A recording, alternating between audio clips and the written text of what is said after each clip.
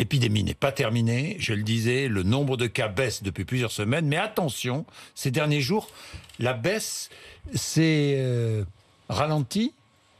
Gilles Pialou? Oui, il y a quelques données. Il faut regarder par région. Faut être prudent, mais où en est-on?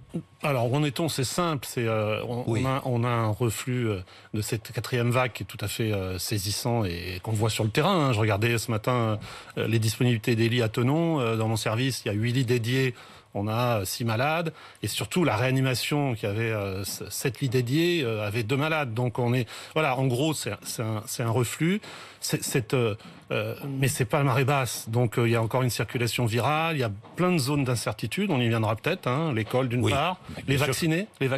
Comment ça circule chez les vaccinés. Oui. Donc, on est extrêmement prudent. On a du mal si vous voulez, à transformer ça en joie. Alors, c'est un répit. Qu'on goûte, mais avec effectivement à la fois le passif, l'épuisement des équipes soignantes, et puis aussi l'inquiétude de comment ça peut recirculer. Ça veut dire que le virus n'est pas sous contrôle. Disons que la vague est en tout cas contrôlée par l'effet de la vaccination et du pass sanitaire. Il faut le dire clairement. C'est le pass sanitaire et la vaccination, plus le maintien des mesures barrières. Je regrette qu'on soit le jour où justement on enlève les masques dans l'école, mais bon, on verra l'impact que ça peut avoir. On peut en discuter de ça, mais je pense qu'effectivement on a une chance d'avoir pass sanitaire un politique et vaccin. C'est efficace. Oui, je crois qu'il faut Ces deux mesures ont été efficaces. Il faut rendre grâce au ministre de la Santé d'avoir tenu bon par rapport aux incertitudes, par rapport au mouvement anti-pass. Et on voit l'efficacité de cette mesure. Elle est indiscutable.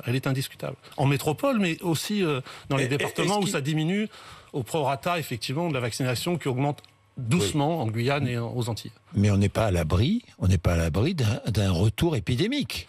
On n'est pas du tout à l'abri. Personne peut prédire. Avec le temps, les saisons changent. On n'est pas à l'abri. Alors, je vais faire le point avec le sujet d'avant. C'est comme la météo. C'est-à-dire qu'on a une prévision à 7 jours. Au-delà, c'est le brouillard. Donc, on n'a pas de prévision de ce qui peut se passer par rapport à une modification de la saison. On pense à l'automne. On pense aussi à la circulation virale chez les non-vaccinés. Donc, effectivement, plutôt les enfants et les plus jeunes. Et effectivement, l'apparition possible d'un autre variant.